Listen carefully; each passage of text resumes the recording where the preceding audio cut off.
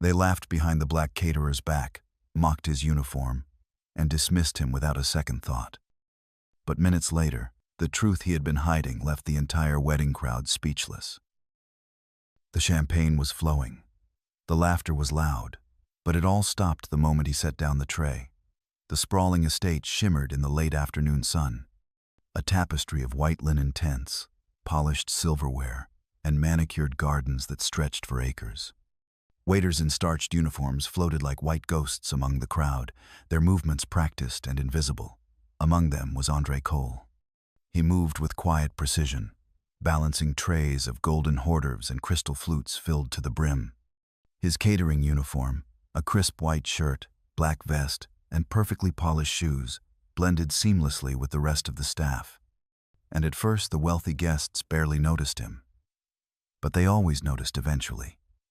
He was tall, broad, shouldered, with deep brown skin and a calm, steady gaze. His movements were fluid, almost too graceful for the role he'd been boxed into in their minds. It didn't take long.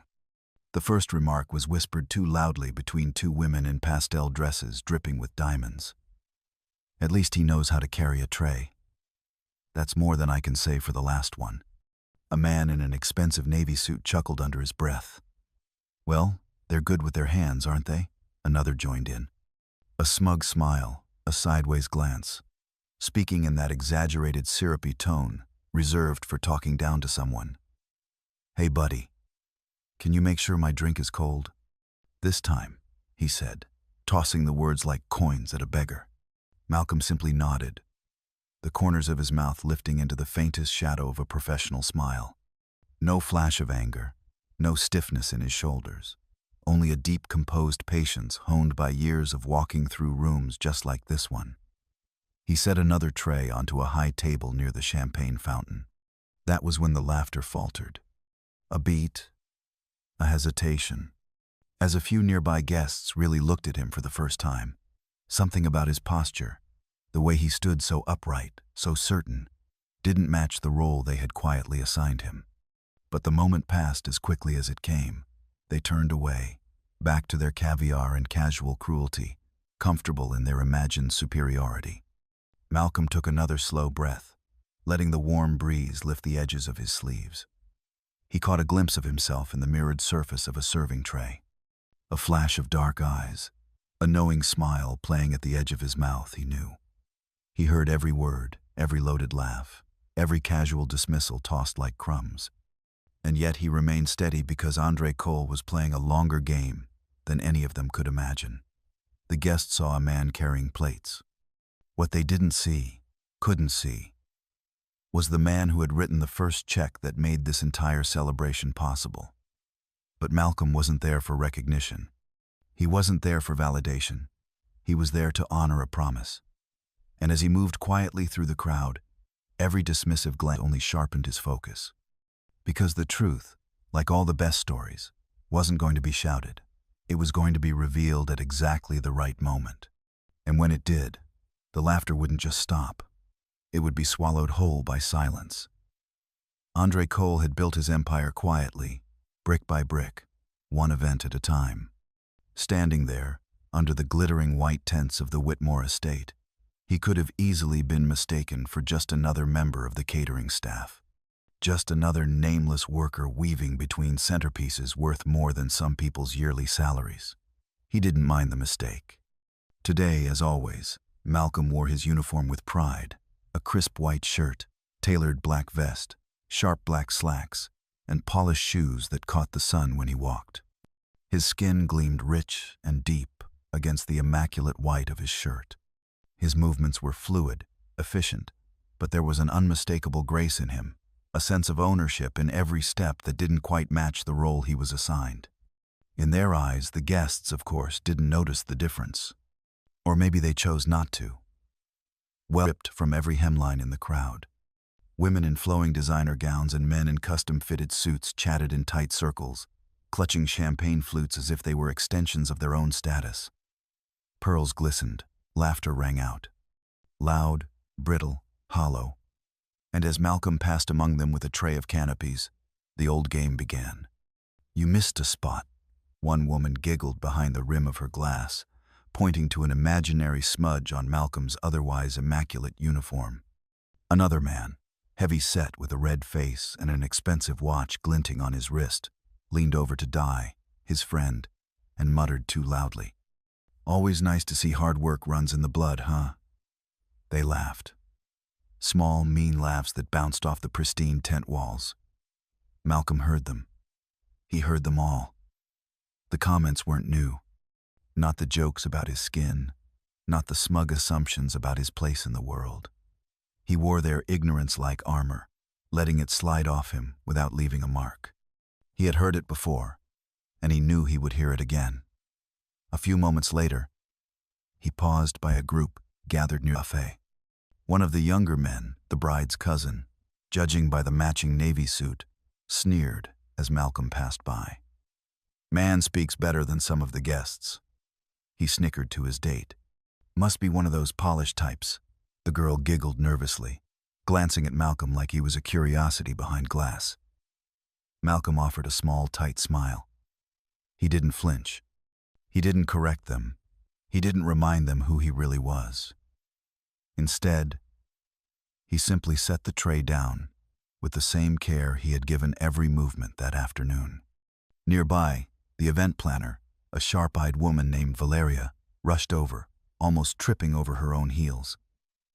"Mr. Turner, the floral arrangement you requested has arrived," she said breathlessly, addressing him with an urgency and respect she hadn't shown to any other vendor that day. Malcolm nodded once, a subtle tilt of his chin, as if he had been expecting her. The moment was small, barely a ripple in the ocean of wealth and arrogance surrounding him.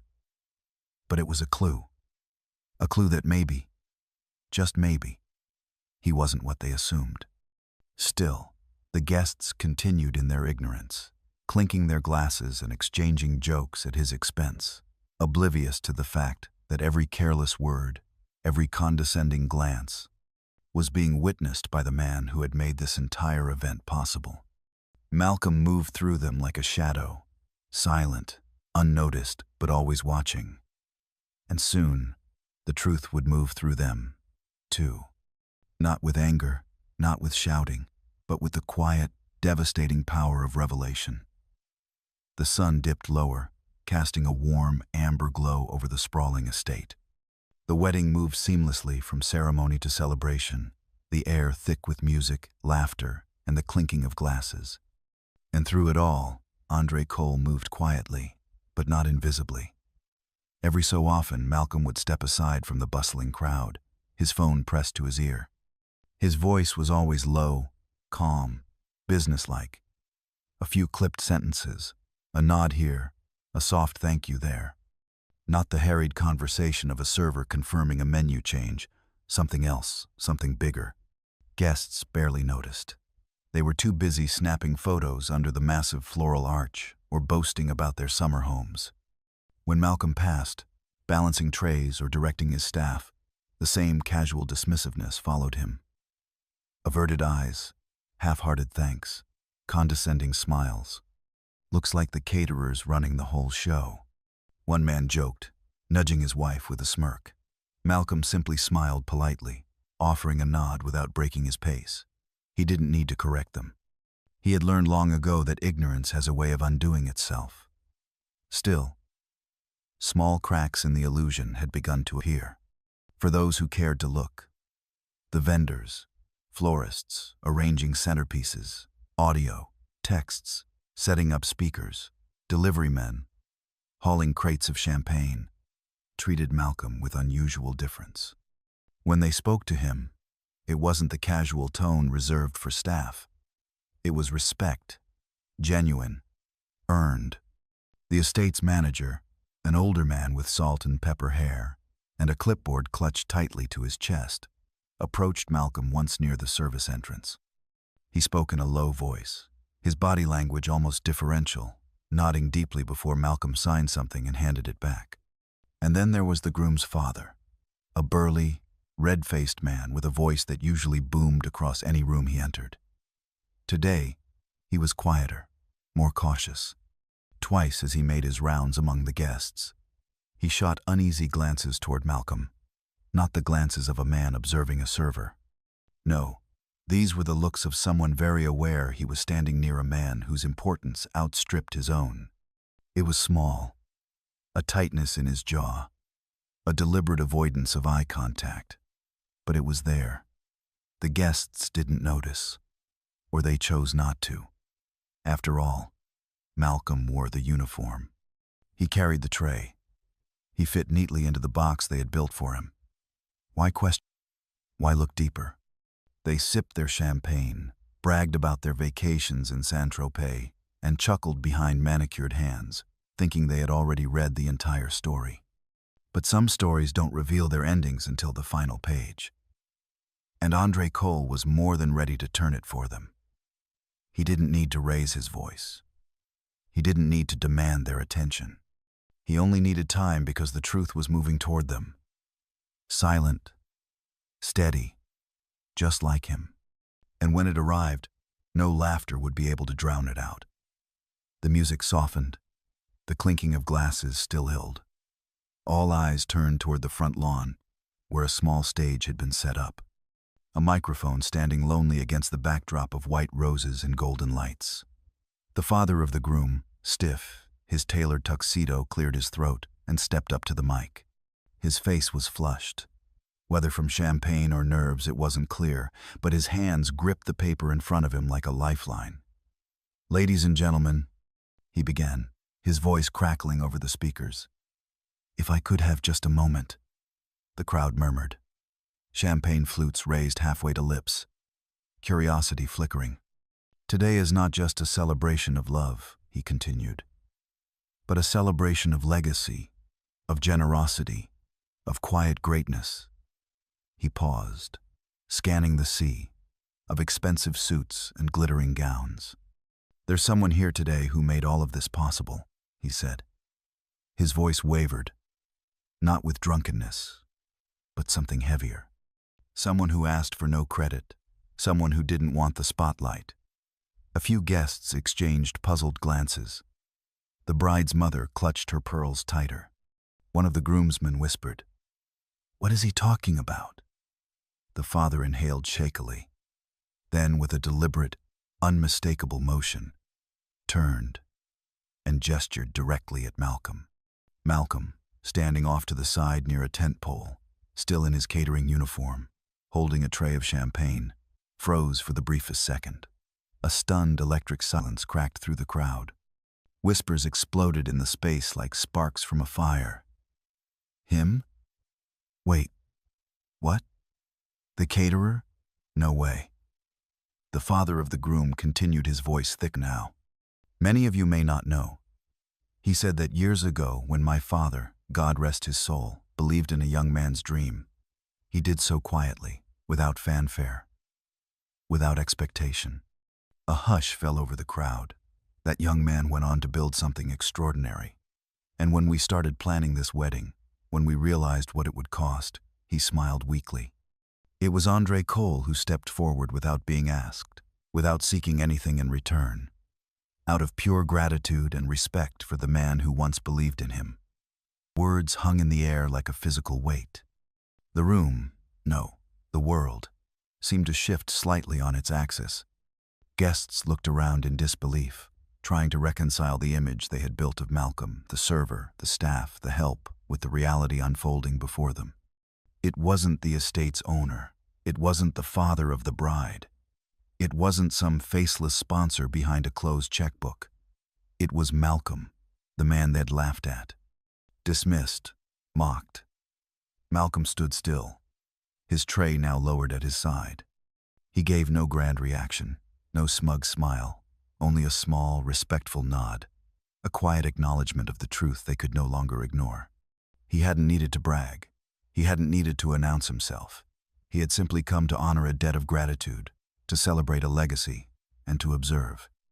And now the room full of laughter and mockery sat swallowed by its own shame, staring at the man who had built something greater than their shallow eyes could ever have seen. Malcolm wasn't just part of the background. He was the reason the stage even existed beneath their feet. For a long moment, After the father of the groom stepped down from the microphone, the lavish wedding reception stood frozen. Not by music, not by a toast, but by the crushing weight of realization. The laughter had died. The whispered jokes had dried up.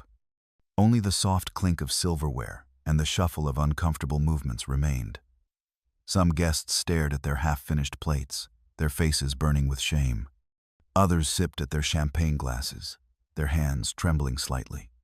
A few cast guilty glances toward Malcolm, then quickly looked away, as if the very sight of him now demanded more than they were willing to give. Malcolm, for his part, remained the picture of quiet dignity. He didn't revel in their embarrassment. He didn't gloat. He didn't seize the stage and deliver a scathing speech, though no one would have blamed him if he had. Instead, he simply nodded respectfully toward the groom's father, then turned back to his work, lifting a tray, refilling glasses, adjusting a floral centerpiece, knocked askew in the commotion. There was something almost breathtaking about the way he carried himself. A man whose greatness didn't need announcing, whose worth was so deeply rooted that no insult could ever brood it. A few of the braver guests, the ones who had whispered the loudest before, approached him now. Awkward smiles plastered across their faces, shame dripping from their voices. "I had no idea," one man stammered, holding out a hand, as if an apology could erase the hours of condescension. "You should have said something," another murmured weakly, still trapped in the old belief that status required announcement. Malcolm smiled politely, a soft, measured smile that didn't quite reach his eyes. "No need," he said simply, continuing his quiet movements among the now silent crowd. Because Andre Cole had never needed their validation. He had never needed a microphone or a headline or a spotlight. True worth, real class, was never about who you impressed when everyone was watching. It was about who you respected when you thought no one important was there at all. As the sun dipped behind the estate's towering oaks, casting long golden shadows over the stunned crowd, Malcolm continued moving through the celebration he had made possible. A living reminder of the lesson so many needed to learn. Not by shouting, not by fighting, simply by existing fully, proudly, unmistakably. They had seen a server. They had never expected they were being served by greatness itself.